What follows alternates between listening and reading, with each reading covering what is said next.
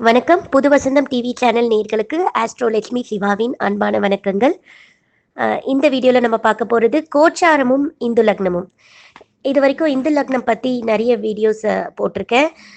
இன்னும் அதை பற்றி போட வேண்டியது இருக்குது. அதாவது அந்த இந்து லக்னத்தை பேஸ் பண்ணி எப்படி நம்ம தொழில் டிசைட் பண்ணலாம் அப்படின்ற விஷயம்லாம் சொல்ல வேண்டியிருக்கு. ஆனால் அதுக்கு முன்னாடி நம்ம கோச்சாரத்தையும் இந்து லக்னத்தையும் வச்சு என்ன பண்ணலான்னு சொல்கிறேன். ஏன்னா எந்த ஒரு நிகழ்வுமே கோச்சாரமும் தசாபுத்தியும் சம்மதிக்காம நடக்காது. ஸோ அப்போ கோச்சாரத்துல வந்து என்ன மாதிரி பிளானிட்டரி பொசிஷன்ஸ் இருந்தா இந்து லக்னம் வந்து வலுவா செயல்படும், நல்லா செயல்படும் அப்படின்றத நம்ம இந்த வீடியோல பார்க்கலாம். இப்போ இயற்கை சுபர்கள்னு யாரு நம்ம சொல்றோம்? குருவையும் சுக்கிரனையும். அப்படிப்பட்ட அந்த இயற்கை சுபர்கள் நம்ம ஜாதகத்துல இருக்கிற இந்து லக்னத்து மேல டிராவல் பண்ணும்போது நமக்கு பணம் வரும்.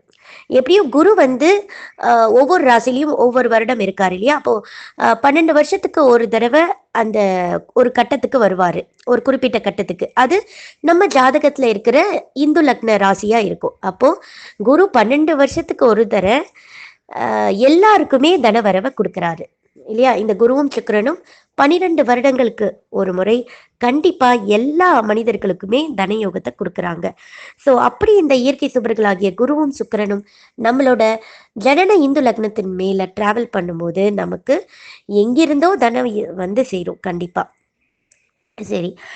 அதே சமயத்துல அந்த அந்த அந்த குருவோ சுக்கிரனோ நம்ம இந்து லக்னத்தின் மேல பயணிக்கும் குருவோ சுக்கிரனோ நம்மளுடைய தசா புத்தியோட கனெக்ட் ஆயிட்டாங்க அப்படின்னா அது இன்னும் கொஞ்சம் அதிகரிச்சு கொடுக்கும். அந்த யோகத்தை பர்சன்டேஜை வந்து கூட்டி கொடுக்கும்.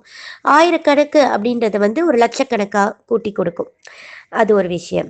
ரெண்டாவது பார்த்தீங்கன்னா, சரிங்க எனக்கு வந்து இந்து லக்னத்தில் இப்போ வந்து கோச்சார குருவும் போகலை, கோச்சார சுக்கிரனும் போகலை.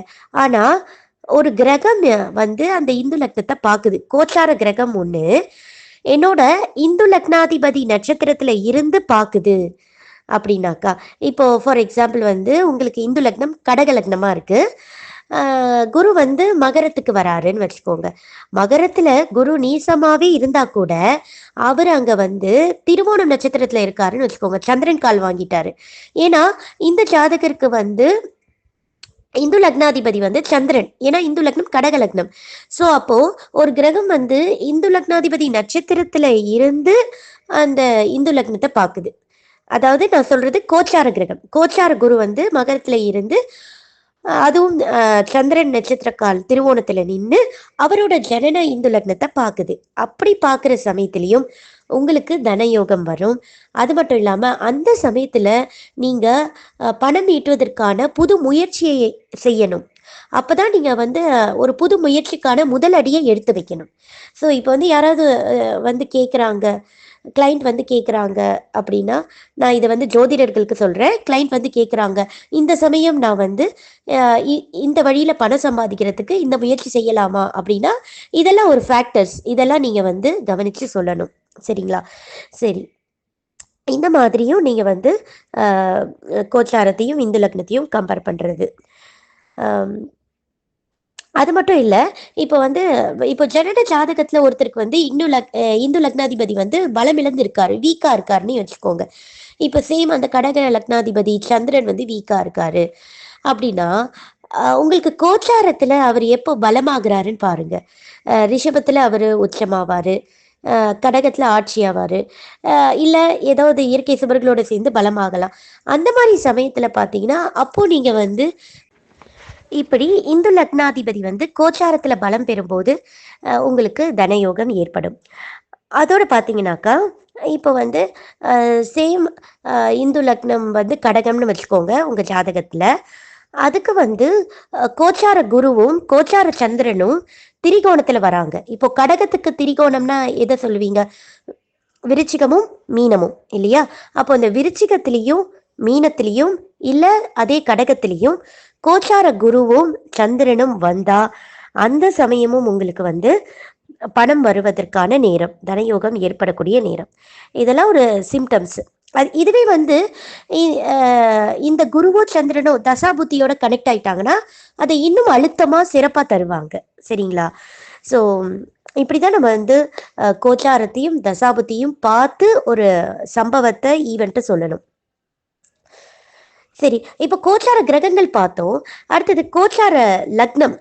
ஏன்னா ஒவ்வொரு நாளும் வந்து அ கோச்சார லக்னம் இருக்கு இல்லையா? அது வந்து ஒவ்வொரு ராசி கட்டத்திலயும் 2 மணி நேரம் இருக்கும். அப்புறம் அப்ப வந்து கோச்சார லக்னம் வந்து ஒவ்வொரு ராசி கட்டமா மாறிட்டே இருக்கும். ஒவ்வொரு நாளுமே. அப்போ அ உங்களுடைய இந்து லக்னத்தின் மேல அந்த கோச்சார லக்னம் வரும்போது, நீங்க பணம் சம்பாதிக்கிறதுக்கான திட்டத்த தீட்டணும். அப்போ முயற்சிகள செய்யணும். ஏன்னா, இது வந்து டெய்லி பேசிஸ்ல. டெய்லியுமே அந்த கோச்சார லக்னம் உங்களோட இந்து லக்னம் மேல டிராவல் பண்ணும். அந்த 2 மணி நேரம் எதுன்னு பார்த்து, அப்போ நீங்க வந்து புது முயற்சி செய்றது. அப்போ ஒரு புது ப்ராஜெக்ட் பண்றது. அ ஏதாவது ஒரு மார்க்கெட்டிங் டெக்னிக்கு அது மாரி பண்ணீங்கன்னா, உங்களுக்கு அது சக்சஸ் ஆகும். சரிங்களா? ஸோ இதுதான் நான் சொல்ல வந்தது. இப்படிதான் நீங்க கோச்சாரத்தையும், தசாபுத்தியையும் இந்து லக்னத்தோட மேட்ச் பண்ணி உங்களோட செயல்கள செய்யணும்.